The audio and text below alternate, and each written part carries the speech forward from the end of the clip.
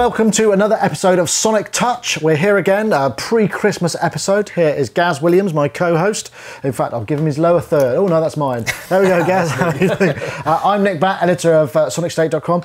We have been overwhelmed, frankly, by the response we've had to the show. We really appreciate the input that we've been getting. We're hoping to cover at least some of the things. What tends to happen, though, is we have a plan, we plan out this whole sort of episode, and then something else happens, something comes out, and something is announced that means it sort of blows it all out of the water. Totally. So, Gaz, what's the first thing? In fact, Gaz is going to go first. What did you find this week? What's actually happened? Well, a couple of things I think of note are worth mentioning. There's a wonderful piece of scoring and composition software come out called Notion, which I've got on my iPad here. Let's load it up and have a look. It's basically a score editor. It's got a bunch of samples, really nice quality samples recorded by the London Symphony Orchestra in Abbey Road. It allows you to sort of create your own. Here, there's a few demos inside. Here's something by Mendelssohn. You can hear pretty decent sound quality. Very nice. And if we just jump back to the home here, and then I can just show you very quickly, if we go new, create a new thing, and I'll name it, I'll just call it Gaz. I'll just call it Gaz 1 for now. Okay, let's go into that. Oh, let's choose an instrument now to start with. Let's do a violin section. Okay, and let's okay that. So it's loading in. It's a big download. It comes with a lot of stuff. It's like 1.1 gigs. And I've been reading on forums actually that people have been saying if you haven't got much space left on your iPad, it's a big one. You might have trouble because you need kind of more than double because the way it unpacks and needs swap space and stuff. So you need to have a few gigs free on your iPad if you're going to use it. And also there is like a library that you can expand it further. You can do that. You can buy. If I was to look here, like brass instruments, the ones here, the ones that are already included. But if I look across here, horn section, 99 cents. You know, I guess that's going to be 69 pence per different one. But you can also choose a single purchase, which I think in UK pounds. Well, Notion, if I remember correctly, they've got a big sort of desktop package for scoring, and it's the sort of the principle is that you have the notation and the instruments available in the same package, right? That's right. And I mean, like, so say for instance now I wanted to start composing. I've got the keyboard down the bottom here. I'd select my note value. Let's say I'll just set it sort of at crotchets, and then as I add notes in onto the keyboard, we can see it going there, adding notes on the top there. I can, you know, if I choose a note, I want to change it, I can just choose it by moving it on the keyboard, or I could sort of bring this thing here. This is like an inspector, and I can move notes around. Any notes that are selected, you've got lots of different things, rests, you've got all these, you know, basically you've got the full, you know. So it's something that's perhaps people who are familiar with writing in notation form, right? Certainly. I mean, certainly for them, I think it's wonderful. I mean, look at this. You can make your composition. You can be sitting on a train. You could be working on your composition. You can export it. It's music XML files, which Sibelius will read. And also, so you can print full scores out of it, and absolutely. You know, and then you can bring it back in, work on things more. And it's been on offer recently, and now it's what's the price of it now? I think the full retail price, I think, is $14.99. I think probably that's going to be around £10 UK pounds, I guess. And you can fully expand the library for 20 UK pounds. So I reckon for around £30, you've got like a full, you know, orchestra of samples and scoring software. Not Interesting. bad. So one thing we have been asked about is various ways of getting audio into your iPad. Now, we're not going to be able to do a full roundup here, but I do have with me the MobileIN from Line6. Now, this is just fresh off on the picture here. If I show you the whole thing here, it's basically designed to, you know, it looks like it's supposed to connect to your iPhone and give you the whole Line6 thing. It comes with its own application. Gaz, if you hold it up there, that's basically it. It's a little bit, I must say, it's kind of like a plastic dongle. I mean, if you kind of, it's not the most, it's not the most robust looking thing. If you want to try and plug it into the bottom of the iPad there, now that's the other thing. It doesn't actually fit with the iClip. It gets in the way, so that's one worth thing. So what we have here is the extender cable. So we'll pop that up there and then connect in as so. Now, if I come back to myself, I'm going to attempt to play some guitar. I should mention that one of the big selling points of the MobileIN isn't just the hardware, it actually comes with a free version of the pod as the mobile pod. Yes, the mobile pod. Now this is actually quite a cool concept. So the guys are just going to launch that there. It's the Line6. It's the Line6, yeah. I mean, it's the basic pod stuff. It's not the Pod HD, but it's got a bit of sound. I'm going to attempt to play a bit of sound. This is a preset called Brown Sound.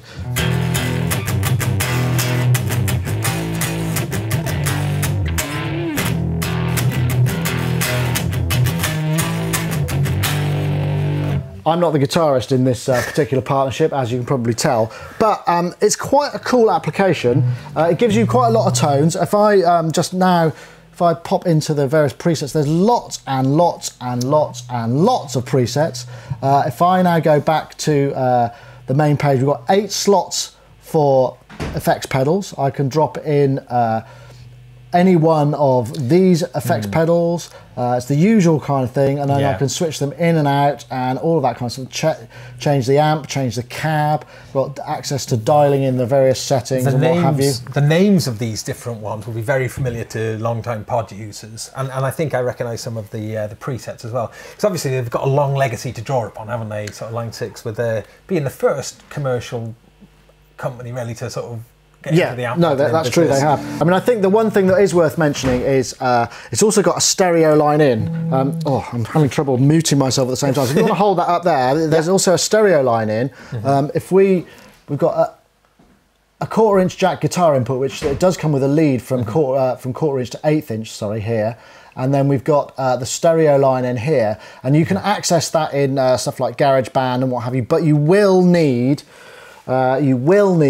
to make sure you're updated to at least OS 5. I think it might even be 5.1. Are we up to 5.1 yet? No. Well, certainly OS 5, because I tried it on my iPad, which is 4.3 point something, and it wasn't recognised. It was recognised in Meteor. It worked fine in the mobile pod, but it didn't work in everything. So something worth mentioning there. You've also got a tuner, which is kind of useful. If I quickly tune up. Probably should have done that before I actually started playing, eh? Yes. It's a useful little tuner. Overall, it's quite a pleasant and good sounding. The only thing I don't really like about it is the fact that it's got this whole thing where the whole lot is, if you hold it under the USB camera, basically, I don't know why they don't put the jacks on the side, because then you get much less leverage on this whole kind of dock connector thing. That's the thing that seems to be a bit puzzling to me. Yeah, I really find these dock extenders almost a necessary thing, especially if you're using cases. Often cases don't allow, well, like it is with the iClip, So a dock extender is a good purchase really to get around those limitations. The iPad, the Line6 MobileIN is around, if I just check my notes, 55 UK pounds, street price $79 US, which sounds like quite a lot for what is essentially, a fairly plasticky piece of stuff. But it does, it sounds okay, and it does give you stereo in. It's worth mentioning there is no output from the MobileIN. It's just purely input. You use the existing headphone out of the iPad to access the tone on the way out. So they've kind of cut costs there, but it still seems a little bit expensive for the. But you are buying pod software, aren't you? You are buying a Line6 pod. Yeah, that's true. And those of you will always ask, does it work with IK Multimedia's iRig? Of course not. No, it works with GarageBand. I've got it working with iShred. I've got it working with. And this is like a dongle for the software. I think the software only works with this. It's like a free download, so this acts as a dongle. Right. You see, we're looking at iOS specific devices. You can connect USB interfaces, certain USB interfaces through the camera connection kit, but these are dedicated devices. I mean, we'll look at more in detail later on. Like this is the PV amp kit one, which connects through to the headphone jack of and gives you like a guitar input. It's kind of like the iRig. Yeah, like the iRig. Yeah. That one is, let me see, that one is $29 US, £29. What else have we got? Apogee. Oh yeah, that's expensive one. Yeah, this is relatively expensive, but it is an Apogee converter. It's a single mono jack in. Again, no headphone output. This connects. It's got its own dock extender lead. Right? It actually also comes with a USB cable as well, so it can be used with a laptop as well. Right, which is cool. 75 UK pounds, $129 US. That's street price. Street. It has got a thumb wheel gain on there, which is really nice. You know, it's good. So you can, and it's got a little LED light which helps. It's got a little LED light which helps give you an indicator if you're clipping and stuff. Right. You know? Okay. So yeah, nice and simple. What else have we got? This is quite a cool one. iRiff port. Being cool in that it is the lead. Under there. And one thing that this is pretty cool, if you can notice, look, the headphone jack is on the guitar end. So it makes sense. So you don't have to. So your headphone is plugging in to where you're connecting to the guitar. Oh, that's neat. Right. Also, line out, and that's independent of your headphone volume. So you can have that will just be like a regular line out, independent of what's coming out of your headphones. So, and that's quite a long. That's good. So how much is that one, Jazz? We'll have to look up that one. Not actually sure. Sorry. Okay. Yeah. We'll put that on the screen afterwards. Yeah. You'll see it. You'll have seen it. And finally, there's another one. Now, this is the Rolls Royce. Oh, wow. This is the Sonoma Wireworks. It's called the Guitar Jack 2. And this one's got a few specific... It's made out of, like, really made out of metal. It's a complete different kettle of fish from the other ones. This has got a guitar jack in, it's got a headphone output, and it's also got a stereo input. And if you use Sonoma's own software, you can actually record multiple inputs simultaneously, which is cool. A little problem I noticed with it though, initially, is that this dock connector is a little short. So with the iPad 2, which curves away, it doesn't make a very nice connection. It works beautifully with an iPhone and with the iPad 1, but again, it's the old... use the cable, folks.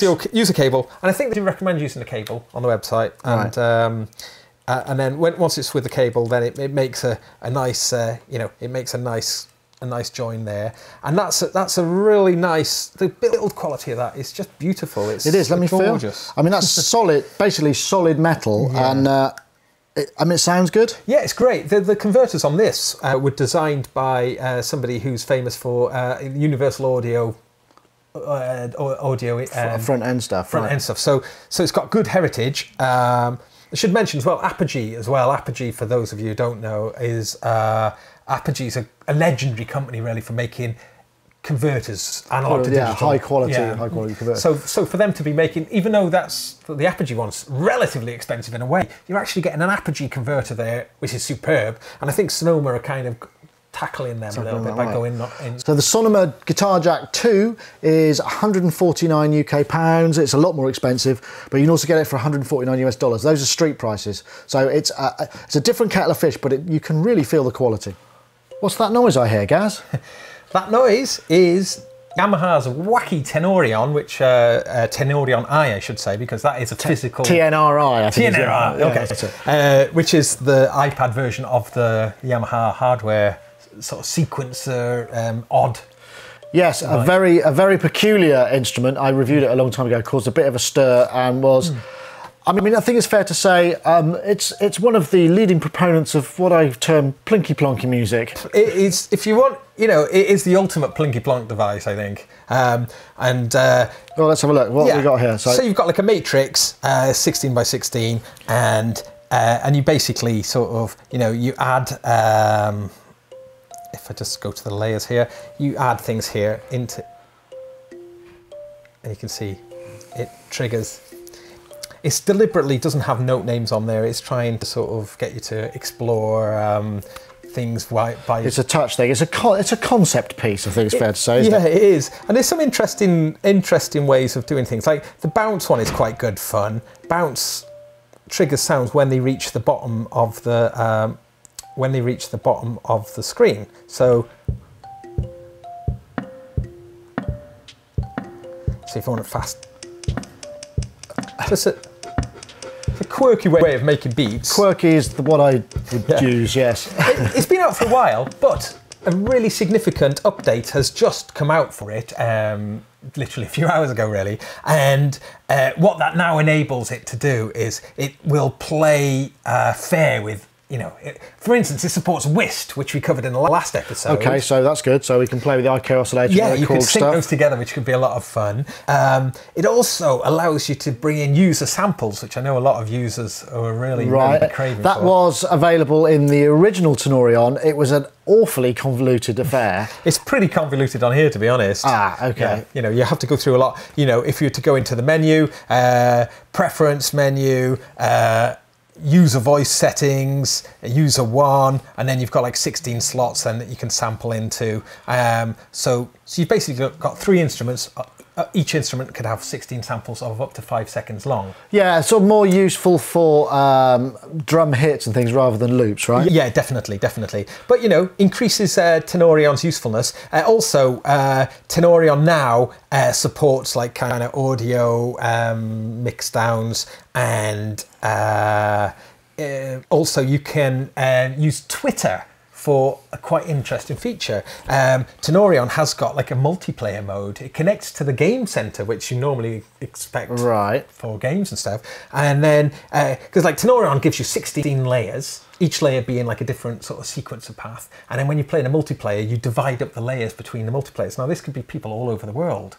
And wow, a plinky-plonky kind of global cornucopia. And it's interesting because it's the first app I've seen that actually has got Twitter as a you know, and so you can actually, you know, go in. I think you can find players on Twitter and create a multiplayer session, and then maybe, you know, meet up with people and yeah, plinky plonk with people in Australia. The TNR-i is available at $13.99, about $20 we guessed, $19.99 in the App Store.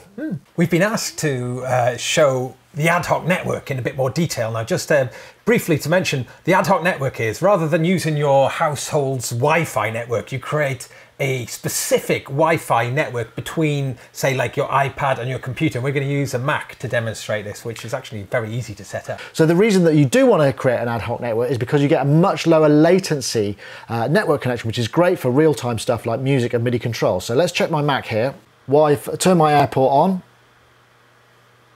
I'm going to create a network, and I'm going to call it Sonic Touch. Why ever not? Press OK, and now my Wi-Fi will be creating, and you can see there's a little different icon here which sort of shows it's broadcasting that. So I'm going to come back here. So Gaz, if you wanted to, on your iPad. So I go into my Wi-Fi settings and I look through here, and I'm going to wait. It'll just take a moment just to sort of to look for the network, and Sonic Touch, which I now select. So now we've created this Ad-Hoc network. Yeah, so these two machines are now connected via the network. So now what we need to do is go into the MIDI control panel, the audio MIDI control panel on the Mac, and set up a connection between the iPad and create a wireless session. So I launch Audio MIDI Setup. I want to look at the MIDI window.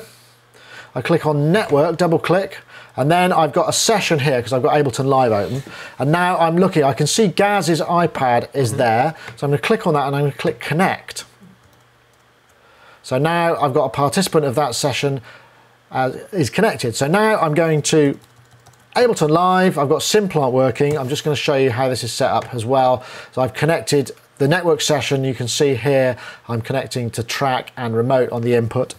So I'm going to load in Sound Prism Pro on my iPad, which is a really great piece of software that allows you to, you know, do Wi-Fi MIDI control. And so if I play, so this is playing Nick's Mac now over the Wi-Fi network. We can see that the latency, that's fabulous. It's very responsive. And this is using Simplant in Ableton Live. I've just enabled a network session as a MIDI input in Ableton Live, so the MIDI is being routed through from that. One of the cool things with the with Sound Prism Pro is the fact that you can actually map the accelerometers, and again, this transmits over the Ad-Hoc network. All right, okay, let's have a look. So if I take this up here, now if I play it, the x-axis is controlling mod.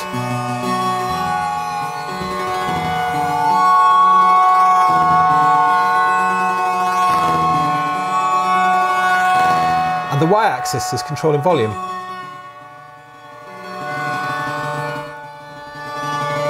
Sweet. Nice. So hopefully that will have given you an idea of what's going on with setting up an ad hoc network, and the reason to do it is because of basically keeping the latency low. So it makes it a playable and it's great, network. isn't it? Because this is the nothing connected to the iPad. Nice three-dimensional wireless controller. Fabulous. So we're all Christmased up, elfed up, you might be able to say. We've elfed ourselves here at Sonic Touch, and we want to say thank you very much for your continued watching of the show. And I want to say thanks from me, Nick Batt, for watching the show. I hope you have a great Christmas, or whatever it is that you celebrate, or a holiday, or whatever. And also, thanks to Gaz Williams. My pleasure. So, Merry Christmas, everybody. And, maybe some of you will have iPads in your Christmas stocking. Ho, ho, ho. See you later.